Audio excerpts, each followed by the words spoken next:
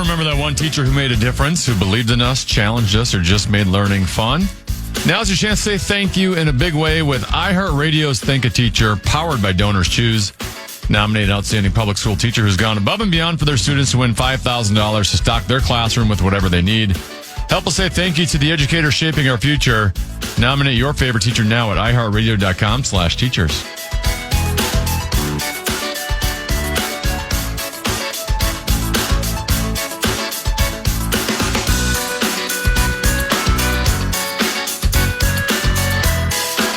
Couple 13-14 past Common Man program.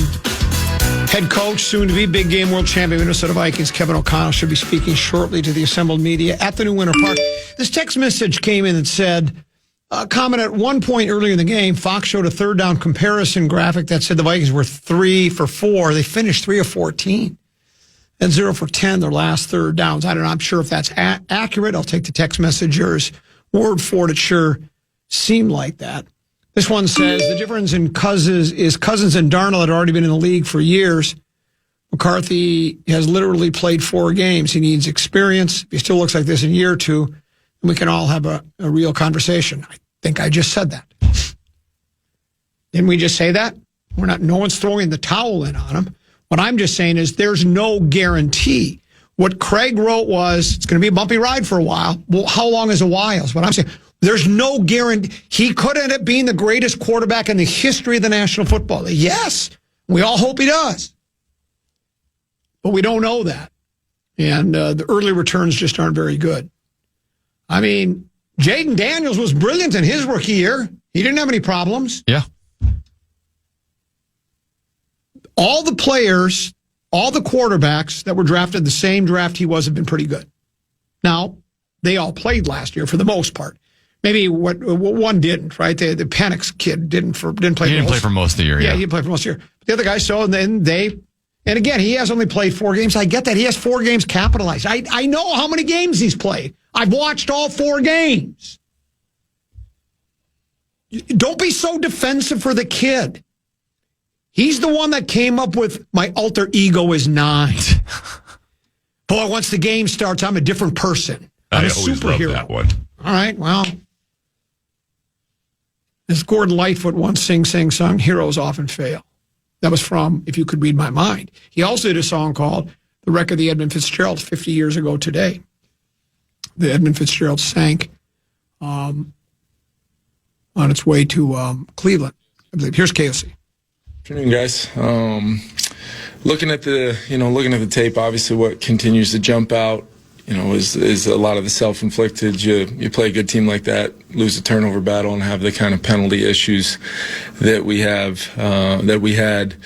Ultimately, never really give ourselves a chance to win the game. Despite there were some good things on the tape as well. Execution-wise, when we were able to not stop ourselves, Baltimore made some plays, but.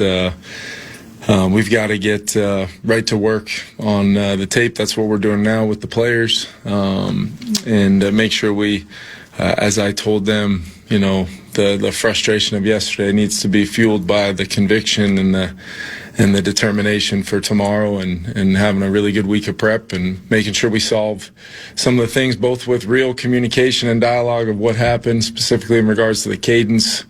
When you look at it, 5 of those false starts coming on 1st and 10 in many cases, with some continued, runs called and chances to stack some positive plays in the run game. And then you're 1st and 15 against a team that plays some unique things and challenges on 3rd down, kind of tilts what you want to do as an offense and how we wanted to play the game away from us. And then the remaining 3 came on said weighty downs, 3rd downs, and 4th down. So critical.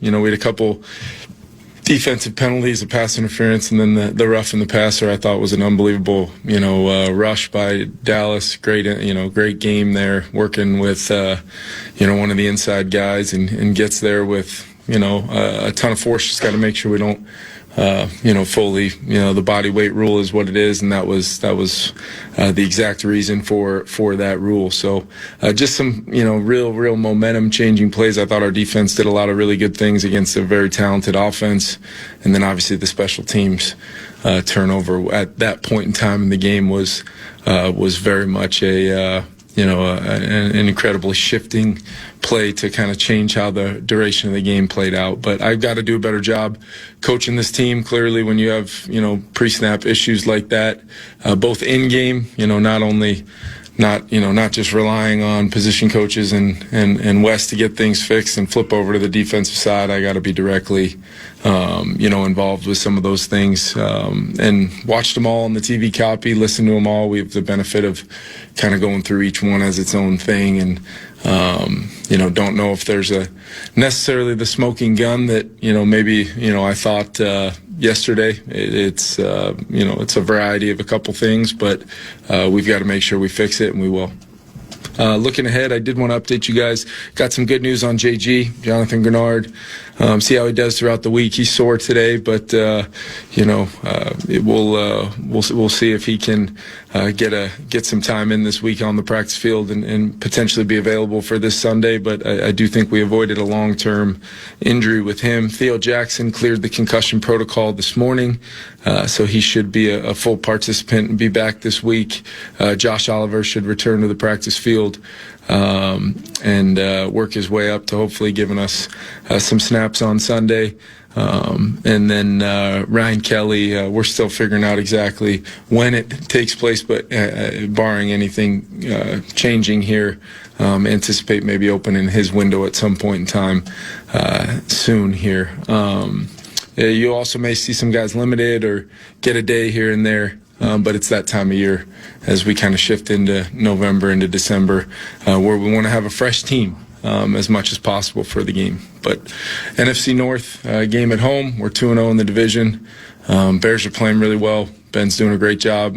DA's doing a great job with that defense, forcing a lot of turnovers. That's been a problem for us. So we need to make sure we put together a plan that limits their ability to do that. And then we've got to get the execution out of all 11 to make sure that we're not doing anything from a self-inflicted standpoint to limit, yesterday having over 6 yards of play and sustaining a good start again, and just not able to sustain it with the kind of consistency that we need. And to me, that, falls directly on me. Is wearing women's underwear part of your What can you share about what those conversations are like with him about coming back? Yeah, we, when we put him on IR, the phrase I used for him was I wanted him banging down my office door to get back on the field. And, he's doing really well. He got some really good work in on the side field last week.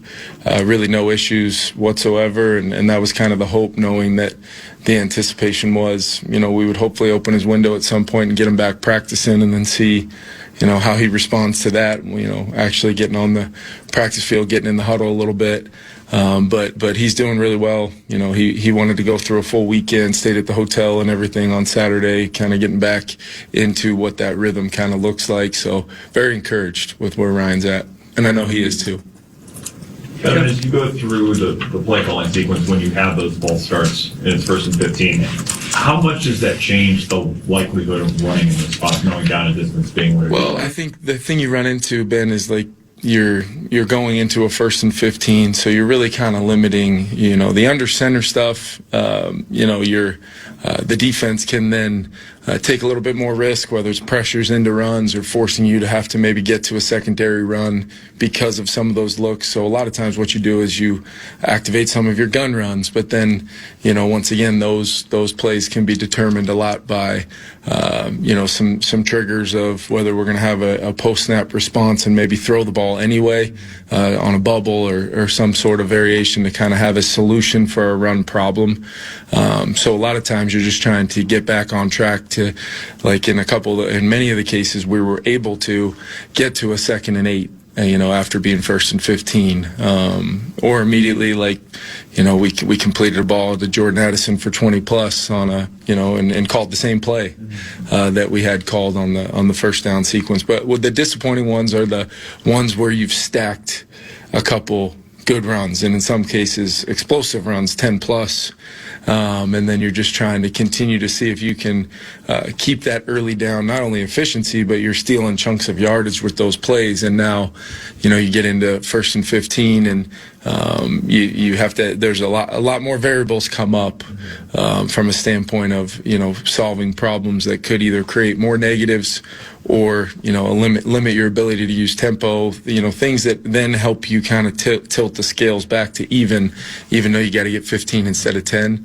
But yeah, looking at the stat line and all those things, would have loved to have a sequence of the end of game where we could stay true normal football and be able to keep running it, because I thought the guys did a good job. We got off to a slow start in the run game, but we're able to offset it with going 3 for 4 on third down early on in the game, put the ball in the end zone. Thought we had a chance on that third and long play where we threw the ball back to JJ, kind of got the whole defense flowing, and we just had to make one block and didn't make it. And that could have been 4-4 to start the day on third down. Then you get the run game going. But like I said, those are all what ifs and shoulda, coulda, wouldas, and we did not. Kevin, what do you like most about Jalen Naylor? He's really been throwing in some unbelievable catches lately. I've tried to make any opportunity, and you guys have done a good job noticing him before yesterday and asking me about him throughout the year. What does he mean to our offense and the role he's playing? Jalen basically had the same game he's had, throughout the season. He just, got some big targets and some big moments, and continues to just impress me with his physicality on early downs in the run game, his ability to, he had some really good blocks on Kyle Hamilton fitting in there in the box in the run game. And then just, you saw the speed on the first, the third down long ball, the run after catch, turning that into a 60-plus yard gain. The touchdown on the fourth down, really where we kind of got an unscouted look. I think they'd run that coverage one time all season compared to some of the other things they were running. And that's what happens when you're in a 4th and 5 and put yourself in a long sequence and go backwards, self-inflicted wise. You could get something like that. And I thought JJ made an incredible throw and heck of a catch by Jalen Naylor. Still, would have loved to get more out of the target share to some of our other players. Trying to get those guys going, but yeah, I thought Speedy was huge for us, really taking advantage of his opportunities. Kevin, with 22 incompletions, I was wondering, where are some of those easier completions to TJ that don't really see a lot of anymore? Yeah, I thought we had a chance at the one, the third down conversion to Naylor over the middle. TJ was really the primary.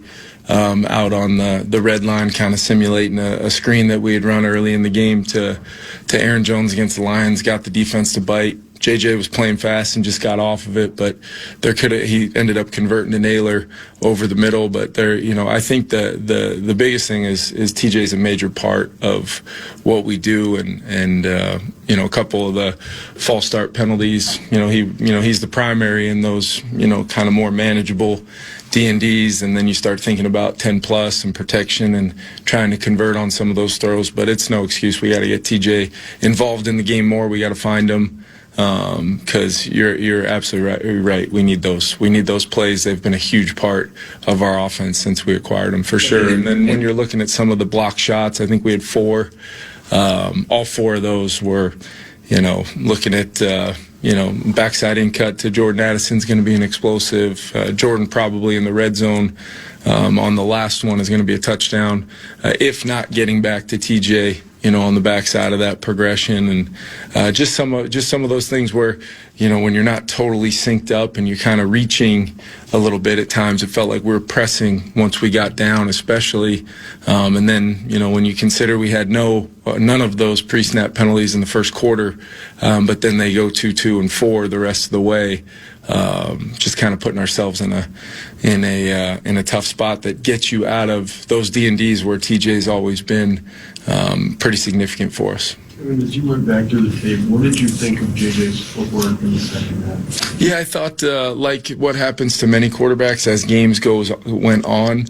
There were some inconsistencies there, but still there was some playmaking and some competes that I think are pretty unique to JJ. So if we can just get, I thought, throughout the early part of the game, the deep ball to Naylor, the reset back where we might have had TJ, but he's, compact and in the pocket, little push there. Thought he had some good pocket movement. It just, like with a lot of young quarterbacks in this phase of where he's at right now, where we're, getting a lot of these snaps on the fly. It's not just that subtle climb back to that safe spot, because I did think we had some good pockets for him. It's the subtle climb and then, coming to balance instead of 2 or 3 climbs, and then all of a sudden that push or the block shot comes into play. So I just think it's all normal, in my opinion, part of kind of where he's at and his development, which is something that's very encouraging. The great part is seeing the competes and the will to win and his ability to play that style of game that we had to play, especially late. But that's not the game we want to play right now. And I got to do a better job keeping us in that game. And whether it's, I'd spent a lot of time thinking about that 3rd and 1 call, late into the evening to try to, zero coverage Justin Jefferson on, in a one-on-one situation. And there's a lot of 100 times you call that play, you don't think, that 1 out of 99 where he gets tripped up and ends up being an interception going back the other way, not getting to run the ball on 4 downs. As the head coach, you get to make decisions, and I made the decision we were being 4 down even before that 3rd and 1 at that point in time in the field, and it came back to bite us for sure in a huge way. So we wanted to, take some shots in the game. JJ throws the deep ball very well, and we didn't really get the value received from it in the football game outside of, that 3rd down throw to Jalen early in the game. After thinking through that, would you still do it again, or is it best receiver in football in a one-on-one with a run call you feel good about on 4th and 1? I would not change that call. And on Justin, you talk a lot about this year, especially about him being your sort of energy guy, leadership. I'm just curious how you kind of saw his body language on a few of those plays, especially after the interceptions. Yeah, I think there was some frustration and maybe with the not having a couple calls go his way from a referee standpoint, but that's all part of the game. And got frustrated there a little bit. He's so competitive. He wants to make those plays, especially when he is, I think he had 12 targets in the game and wants to make the impact. We've got competitors, and sometimes that thing can present itself differently when you're talking about this guy to the next guy, but I have no concerns with Justin. If anything, this time of year I am always thinking about, he plays a lot of snaps, and just where can we find those times, maybe even throughout the week, to make sure that we're taking care of him so he can be at his best on Sundays as we roll into kind of the second half of the season here. But no, whether it's the chances to get him the ball in his hands, I thought JJ made a great throw on another one where it was a bang play at the goal line, and we just didn't connect, and it was kind of like that in some critical moments of the game. But we'll get back to work, and nobody will lead the charge more than Justin. With JJ's development, how much are you finding yourself kind of reminding him, like throughout games or the week, to not press or to kind of stay calm? He brings so much intensity. Yeah, a lot. So I think it's a factor. I really do. Because he's so competitive, and he's a very he's a high football IQ guy and wants to make the play. And as many young quarterbacks have to learn over time, sometimes I thought he had some great checkdowns. One to Jordan out in the flat on a tempo play, one to Aaron Jones on a play action play. Out of the 21 grouping, where he just kind of gets to the top of his drop, feels the defense lifting a little bit, and we end up with 12, 13 yards on a very simple play. And it's just production moving the ball forward, where it should not be a worldly lift, moving heaven and earth. The defense plays what they play. Sometimes there's some throws there down the field. Sometimes there's great opportunities to put the ball in play, check down wise, that are either right in front of you, or you've got to work through a progression, when protected. And, there were some really good examples of that too. It's just when you're in, you get 17 of these things and you're in an NFL game, that how the circumstances of the game play out, many of which we directly let ourselves into. You got to play that game to try to win, and that doesn't always puzzle piece fit hand in hand with where you would like the game to be for the ascension of his development. But I still think with all experience being good experience for him right now, you'd love to make them all after wins, but we got to do the things required as a team, and then JJ's going to make a lot of those plays for us. And like I said, the competes, his willingness to lay it on the line and try to make the plays are very much things we knew about him. But now it's just about continuing to carve this thing and shape it in a way where we're helping him become the best version of himself, both short term and long term. As you're thinking time through for that, two more JJ questions, guys. Game, trying to help him stay even and manage it. Is there anything play calling wise that you have to think about there? Is it creating some sort of teeny buttons or?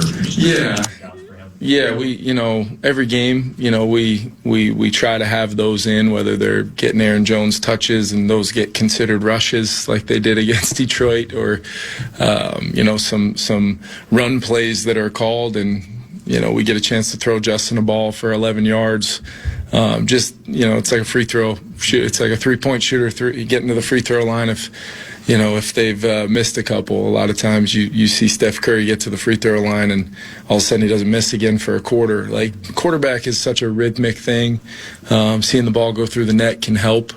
But at the same time, it's also, the difference being, the defense plays a lot into the things they're going to take away. Maybe those layup throws have to be backside in cuts or underneath routes to Adam Thielen, or to just kind of progress and put the ball in play. And obviously with some of the unique things we see coverage-wise with Justin, it can't always be it can't always be just a simple proposition. Sometimes it's going to require saying no to something, which hopefully by design we've put eligibles in his vision or checkdowns in place so he can, see the ball go through the net. But I think to Mark's question earlier, that's where TJ comes into play. The running backs on some of those checkdowns can be great options to kind of steal the rhythm in a lot of ways if it's been lost for a sequence of plays. So, thank you. Hey, and there it is. That's the head coach of the soon-to-be big game world champion Minnesota Vikings, Kevin O'Connell.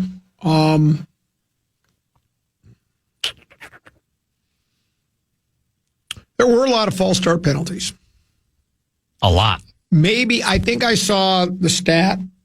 It was the most false start penalties at home since like 2002 or something. It was a long time ago, whenever it was. And you expect that on the road for the visiting team, right? And the coach alluded to something about the cadence. And so not only is a quarterback learning how to play the position, he's already also needs to learn how to go Omaha the proper way, which seems like it's elementary, but I guess he was throwing off. And then I think there was I saw in a story, one of the Vikings said, well, they were the Ravens were trying to throw us off with, but that happens all the time in games. Sure. I think it said too. So I don't know, but yeah, that's after like 4, then you kind of get together and let's try to fix this whole false start thing we have. We're at home here, and we let's figure out the cadence. It was costly. And on occasions, as the coach just said, there were one in they were happening on 1st and 10, and now suddenly it's 1st and 15. Do I have my speaker? Yeah, you do.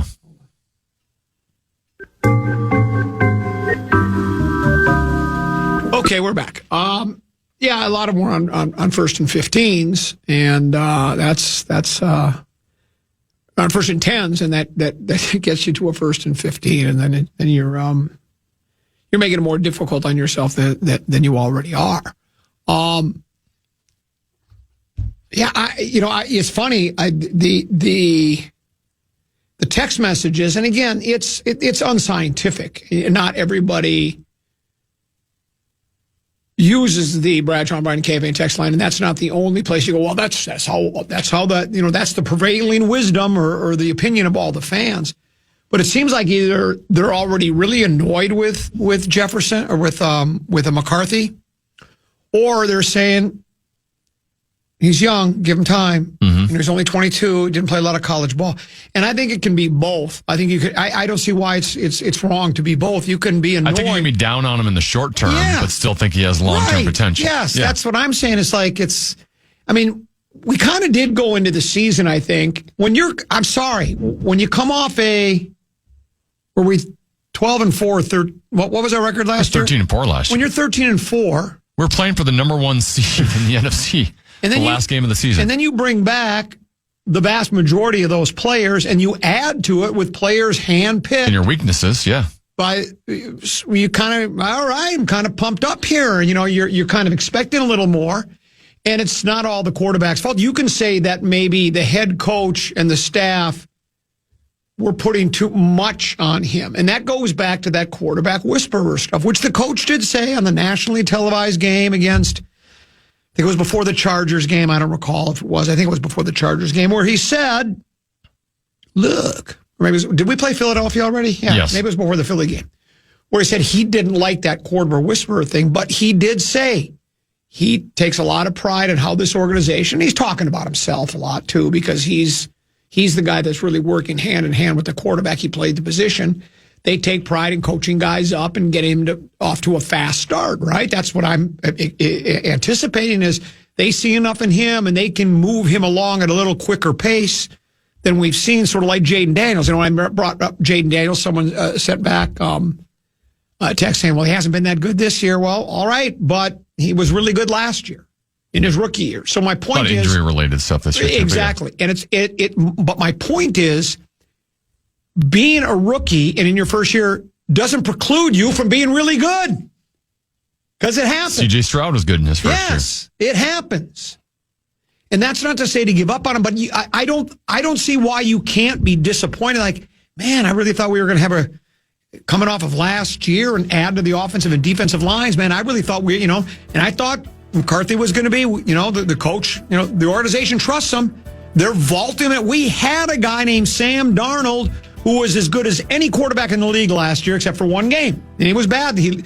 Right now, he's as good as anyone in the league. Exactly. So it's like... He might win MVP. He could very well. So it's okay to question, I think, and go, man, I'm a little disappointed with the way he's played so far. He's shown signs.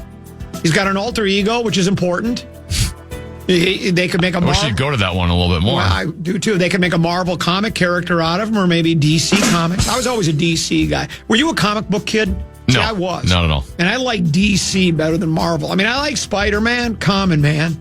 No show prep, no solid plan. I did, but I always liked Batman was my favorite, especially Batman Detective Comics, where they were dark and brooding. The artwork was that way. Bob Kane was the guy who came up with the Batman. But anyway. By the way, one of the best kids' movies I've seen is the Lego Batman. Is it really? It's really good. Yeah. I miss going to kids' movies. Oh, it's so good. You should watch it. Even as an adult, you'd like it. I've told you the story. I saw Horton Hears a Who 9 weekends in a row. In a row. So your choice, your kids. The kids wanted to keep going back, and I'm okay with it because I like getting lost. You want to know why they want to go? They get candy there. Yeah. That's why. They like the movie too. Yeah, but I think I've told you that that's not the way candy worked. I parceled it out to them during that. I never just said, here's your box of Reese's Pieces, knock yourself out. Because I looked at the kids and said, they'll be gone before the previews are over. So my boys would sit there quietly. They could eat the popcorn, but when it came to the candy, they'd go, "Can I have some?" And I would give them 5 or 6. They would have to be very. It's the word I'm looking for. Deciduous. No, deciduous is a tree. They'd have to carefully pick their spots of when they wanted to eat their candy. If they ate all 5 Reese's Pieces right away, they didn't get any for another 10 or 15 minutes. But yes, I loved going to the movies. We'll take a break. We'll come back. Should we do a little 5-3-4? Sure, we can. Yeah. Yeah. First is to keyword though. The fan and 2 men in a junk truck want to give you a shot to win bonus bucks with our national cash contest. Enter the keyword dollar at KFAN.com now for a shot to win. That keyword is dollar. Enter now at KFAN.com.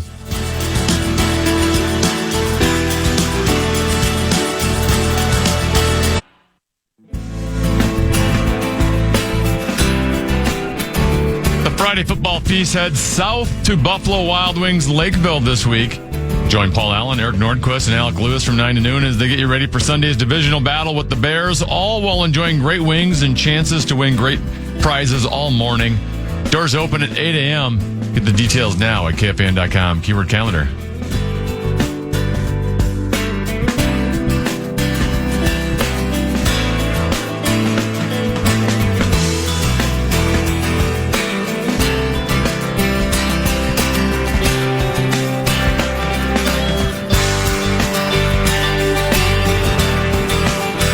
Sorry about that major disaster in the studio. You know, I asked you last week, I think, do you like olives? And you said no. And I love olives. I love olives. And it's a healthy fat. Well, I had them in a Tupperware container that had some of the olive oil in it. And the Tupperware container, I guess the top wasn't... There's olive oil everywhere. Yeah. And I don't know if you've ever had to deal. That's not easy to clean. No, it's just awful. I've been dealing with it for about the past half hour. You've got to be kidding me. It's a mess, just like the Vikings right now. I keep getting these texts from people, he's really young. He's young. And that's meaningless to me. We're not giving up on him long term. Yeah, either. and to me, that's meaningless. It doesn't matter if he's young. Then blame that on the coach for turning over a team that's, yeah. Should have gone with Sam Darnold. Should have gone with Aaron Rodgers. I mean, it's like, that's what you should have done. Yeah. Because I do think I think there's some ego at play here with the coach. Bring me anybody. He thought he could fix anyone. I bring him here, I'll coach him up. I'll coach him right up. We'll have this kid on the fast track. He's got a lot of talent, and I'll bring the most out of him. I will take him to that next level, and we'll do it quickly. And they still could. It could still happen this year. Hell, it could happen next week. I mean, let's face it. He was brilliant in the fourth. I guess maybe brilliant is strong, but he was really good in that fourth quarter against the Bears game, right? Against the Bears in the Bears game. I mean, he had his struggles against the Falcons, and since then he's been hot and cold. He's had some moments. He can throw a little bit, but he should be able to. If you're the 10th pick overall, it's not like he never played the position before. I just think when you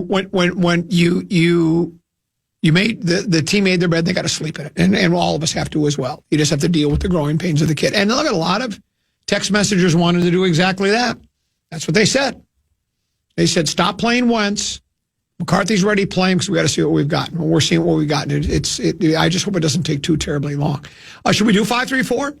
Sure. Or do you want to do it at the bottom of the hour? I probably wouldn't fill the entire bottom of the hour, but yeah, at this point we got like 4 minutes. We only got like 4 minutes, so then why don't we? Well, here's what I wanted to talk about a little bit with you. Jesper. Yeah, that's what I was going to bring up. Well, let's do the first question then. Let's do the first question. Time now for 5 questions. Well, actually 3, but 5 sounds like more than 4. Question number 1. Time now for an in-depth look at the state of hockey.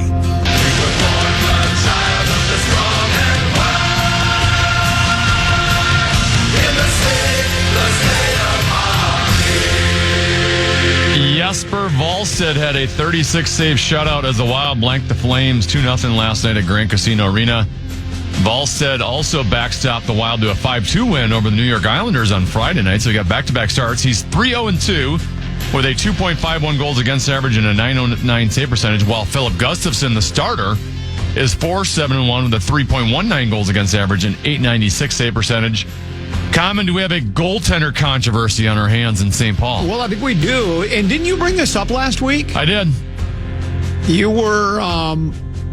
Didn't know why they weren't going to this earlier. You were frontal. Yeah, you were basically almost... You were calling out the coach on 100,000 watt radio saying, what are you waiting for? And they go with the backup kid, and he was really, really good. So now you ride the hot hand, right? You don't... Right? I mean, you're still going to play both, but... Instead of a 1 and a 2, maybe it now becomes a 1A, 1B. I think Jesper is earning more ice time. And Gustafsson definitely hasn't done anything to keep his spot. So to me, yeah, I mean, it doesn't mean that Wallstedt's just going to be starting every game here for the next 2 weeks, but he should be. I'm glad they went back to him because up until this weekend, it was always, well, maybe we'll get Jesper a start on a back-to-back or kind of situation. But Gustafsson's our guy, and we're going to let him work through it.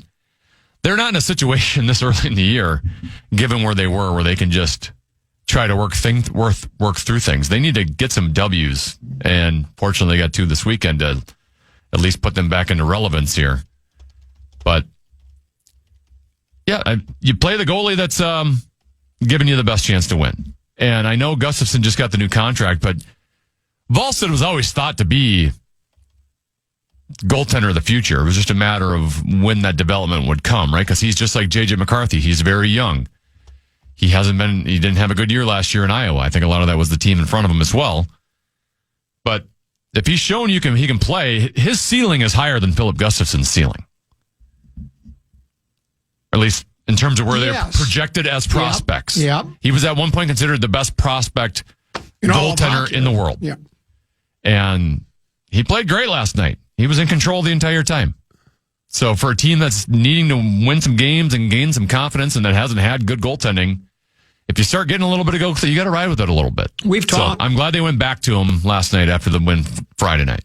Cliches are cliches, generally speaking, because they're true. And they'll say Teneby, and it was, if you'll remember, it was a former intern of ours, Notorious D.I.G., that taught us this.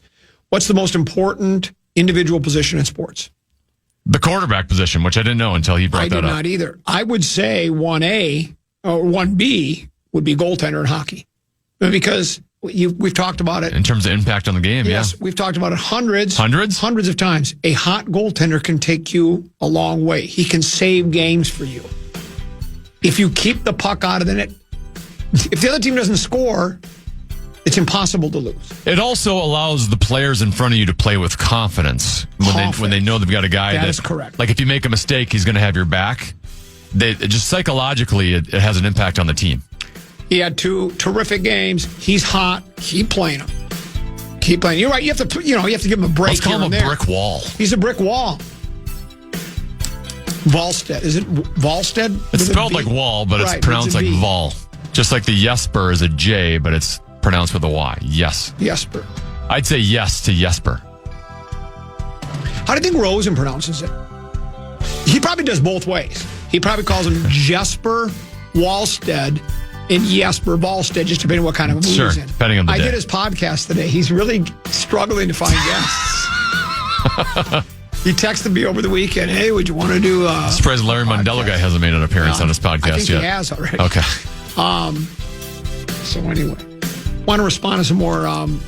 Yeah, because that's what I was thinking. I was like, where can I get more of Common and Rosen? And now there's another outlet for that to happen. So that's good to know. And you know what he calls it?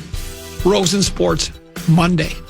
Get it? Oh, I see what he did there. It's sort of like Vikings on Censor, that Joe. That Censors.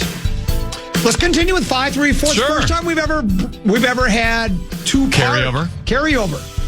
534 will do that. Got plenty of text messages to get to, other sports stories, NFL Roundup we could do. Plenty to get to here on the Common Man program, right here on the Fan.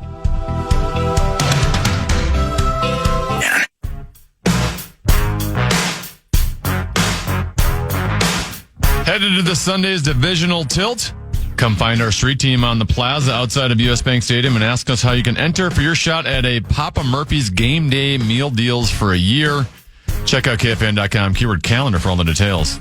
Couple of 13-14 past. I'm Common. He's Teneby. We're having so much fun with 534. We thought we'd continue at the other side of the break. It's funny, hockey community guy leads with hockey. I wonder if there's anything in there about those. Well, you brought it up first. Oh. Yeah, well, I guess you got me there. I was going to lead with it, though. Well, of course you were. I wonder if there's anything about the basketball community in 534. Well, let's see. Time now for 5 questions. Well, actually 3, but 5 sounds like more than 4. Question number 2. Yeah. You hockey guys. It's now time to take an in-depth look at the welfare of the Wolves.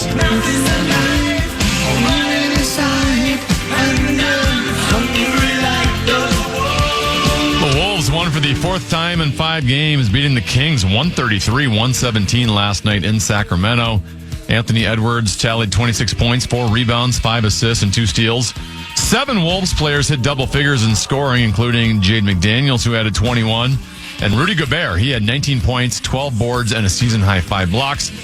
This comes after the Wolves smashed the Jazz by 40 points on Friday night. That's who they got tonight, by the way. Common, your thoughts on the Wolves' dominating weekend? Well, a couple of things. Speaking of bottom feeders, I mean, the teams they played aren't very good, and that's okay. Those are the teams we've had trouble winning those games in the past. We take them lightly and put forth very little. Much like Josh Allen and the Buffalo Bills, we don't outwork the other team. We don't put forth a lot of effort. And also, there's I guess that Commissioner's Cup is important to them because I did see a quote, not after the last of the game, before. Who did we beat just before that? Utah. Yeah, Utah. There was a quote from Finch that said, I'm paraphrasing, but something, we're aware that point differential is big in this tournament. So that says run up the score. Otherwise, that's okay. I mean, running up the score, the other team, tell the other team stop me. But I mean, that's part of the reason why the wins look so impressive. It's the whole idea of why they tried. Yeah, well, it is because they tried. Because it's the whole reason they put the Commissioner's Cup. Everybody, this is how sad it is. Don't people realize this? Do you not see this? The reason they did the Commissioner's Cup, started it last year in the first place, was the league said, God, our guys don't try very hard at the beginning of the season. They kind of just go through the motions, play 3 quarters, kind of just like pick up basketball. All teams seem. It's almost like it's like a secret handshake. It's like an unwritten rule, a secret agreement that we're just going to kind of go 3 quarters until the last 2 minutes of the game. And if the game's in doubt, then we'll break a sweat and play. And that's okay. If you're a fan of that and you accept that and you're in on it, if you're in on the bit, go ahead and go for it. So in order to try to stop that, they said, let's have an Is there another league that does I think maybe they do it in soccer, maybe. Is there another league that does an in-season tournament? It's the most preposterous thing I've ever heard of in my entire life.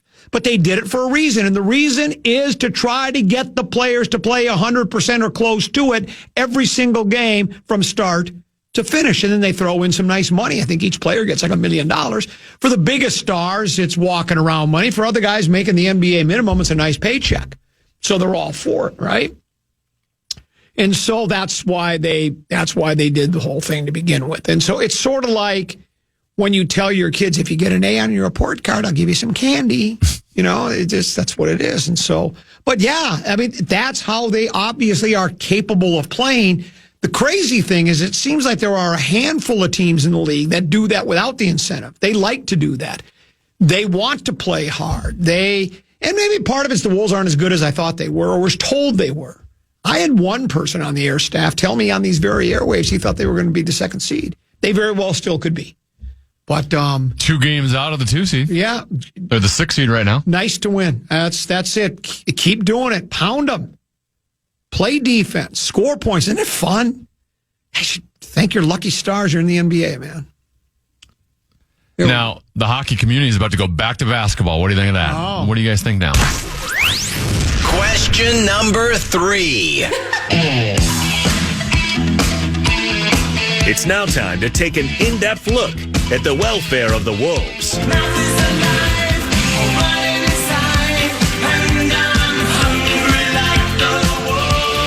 According to John Krasinski of The Athletic, the Wolves have checked in on Ja Morant. Common, would you have any interest in a trade for Ja Morant? Well, I think the talent's undeniable. He does have those off-the-court issues. You just never know what he's going to do next. But he's got talent. I don't know. It's too bad Rob Dillingham wasn't the answer at point guard. I don't know. I don't think I would. I think I'd stay away. Because it wasn't just once, it was twice. Wasn't he the gun issue guy taking pictures? Yes. He did that multiple times. Yeah, and it's like, okay. There's a reason a guy that talented is kind of being floated on the trade market right now. Yeah, that's another reason. It is, though. It is tough because let's say you acquire Ja Morant, which is not only the weakness positional-wise on your team right now, but he's a top 10 talent in the league, is he not? And if you had Ant and Ja Morant, is there anyone in the league that would have a top 2 as talented as those two? I don't know if there is. Yeah.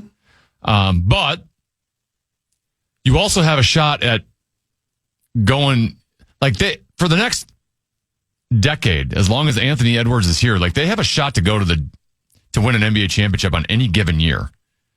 And you do worry about someone like him coming in. I don't know if Ant is mature enough yet to have a guy like that who's immature on the team with him. It's not like he's some grizzled veteran that can handle an immature player. And I don't want to have Ant go the wrong way. Right, yeah. So it is an interesting conundrum because, like I said, just from a pure talent standpoint, I don't think there would be anyone more talented than the Wolves with their top two. And if you want to win NBA championships, what do you need with your top two? If you had the two of those on your team, you had Ja and Ant. Would you trade them both for Wembanyama? I think I would. I think he's that good. You think Wemby's that good? Well, you know what's really funny is when off air. Now, Parker Fox isn't the final word, right? Yeah. But we started talking NBA, and I said, Rosen says he wouldn't trade Ant for Wembanyama. Fox said I'd do it today, basically. I think everybody, 99 out of 100 people would. And Spurs are 7-2. Yeah, and that would be, not just Ant, pretty much anybody. The only guy, Doncic, I think his feelings were hurt. I think you poke, what is it, like waking up a sleeping giant or poking the sleeping bear, whatever, the hibernating bear? Because ever since everybody went, when the Dallas GM said, well, we traded him because he's pudgy and he doesn't play defense.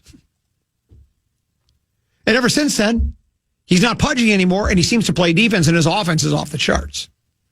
He's as good as anyone offensively. Yeah, so I think you woke up a sleeping giant, or whatever that cliche is. But just guess what? If he's getting better defensively, you can't cover both Ant and Ja. No, you can't.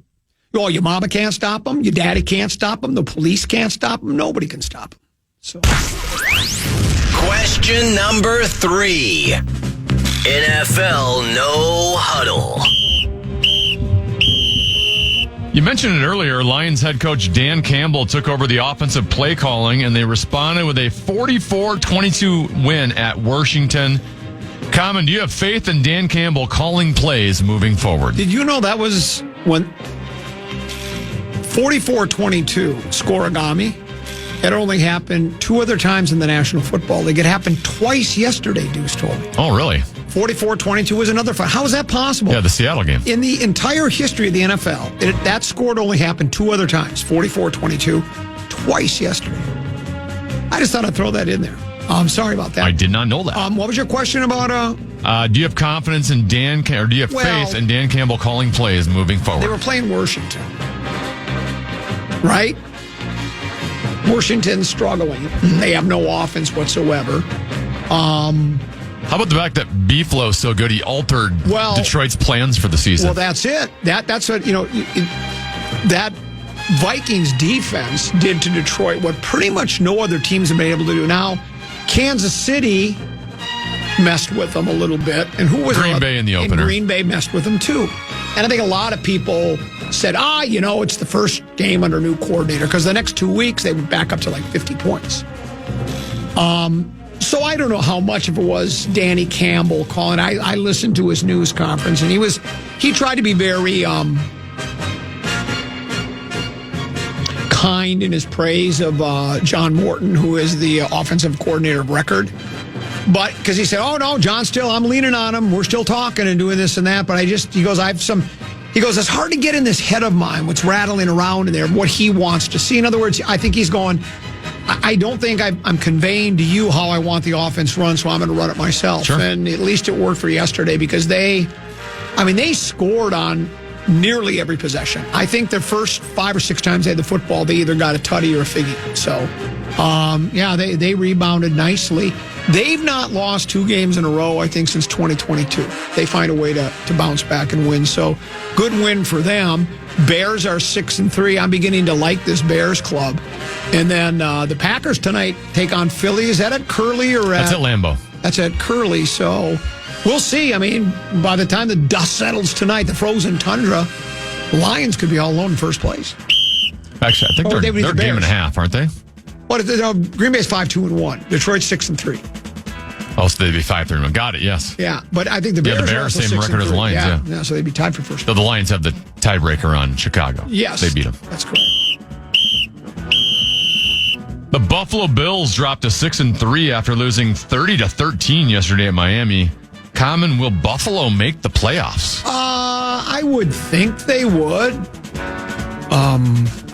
What's their record now? 6-3. Yeah, I would think they would. That's where I think one team, either Buffalo or Kansas City, is not making it. you think, really? And Buffalo beat Kansas City, so they currently have the tiebreaker edge. I heard, I think it was on the Fox pregame show, they were talking about playoff possibilities. And they said before yesterday's action, if the playoffs would have started this weekend, Kansas City wouldn't have made it, yet the odds makers still have them a favorite to win the big game. That's how confident they are in the Mahomes and the Chiefs. I think they can, you might be right, but I think they'll both make the playoffs. And it just. But it's just like New England in the East. Yeah. Their record. Yeah. Indianapolis is going to make it in their division. And then either Pittsburgh or Baltimore, which at this stage, I think I'm going to go Baltimore over Pittsburgh. Right, yeah. So there's 3 of your teams. And then in the AFC West, you've got Denver and LA both ahead of Kansas City. Yeah. Now, Kansas City's going to have to beat those teams. They're going to have to beat the teams in their division during the stretch run here. But then you throw in Buffalo, like one of those teams doesn't make it.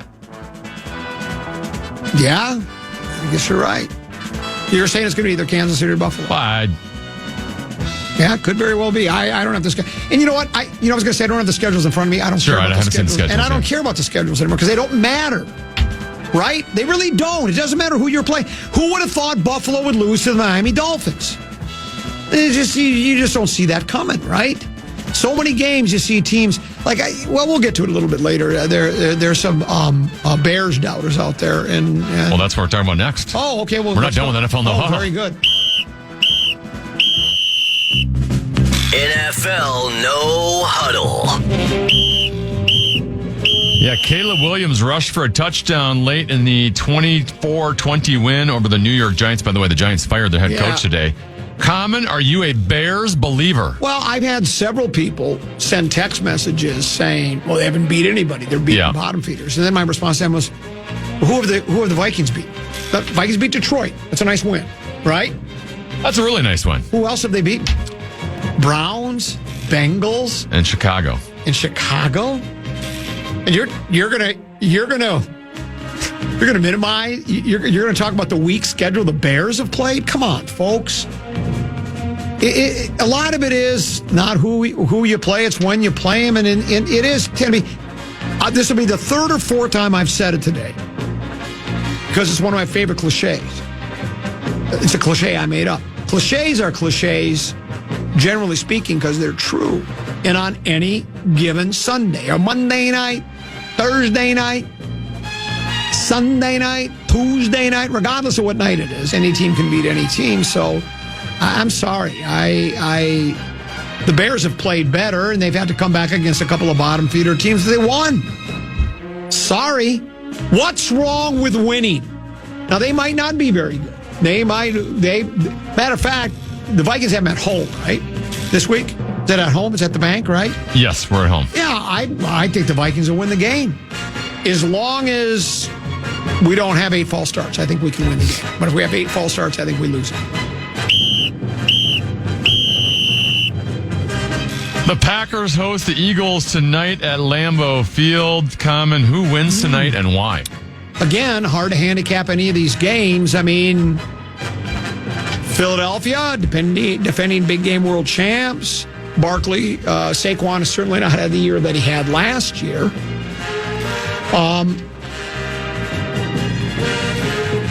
Didn't Jalen have a perfect quarterback rating against us a few weeks ago? That's pretty good, yeah. And I think defensively they're still solid, right? I mean, every team can't be 15-2 every year or 14-3. Green Bay, Green Bay's had some disturbing losses, right? They've lost to the Browns. In Carolina. Did they lose to the Steelers? Or didn't they play the Steelers? They beat Pittsburgh. Oh, that's right. They beat Pittsburgh. Okay. But they have not. They've lost some games where you roll your eyes, shrug your shoulders, shake your head, scratch your head. So When Love's on, that he's good, man. But they lost Kraft for the year, right? He's And out that for the kid year. was really He's their good. best. Yeah, Oh, I think Golden's out tonight too. Yeah, The rookie receiver. This isn't hatred toward the Packers and wanting to lose, but I think Philadelphia will win tonight. I think they will. And that's it for today's edition of 5 Questions. Well, actually 3 questions, but 5 sounds like more than 4. So let's do this. Let's take a break. One more hour to go here on a Purple Monday. Tomorrow, head coach PJ Fleck, noon to 1. We're in at 1 o'clock. The legendary Mark Rosen joins us at 2 bells. We'll take a break, come back with more, including some controversial Vikings news and controversial text messages courtesy of the Bradshaw and Bryan KFAN text line. We'll address those next here on the Common Man program on the Fan.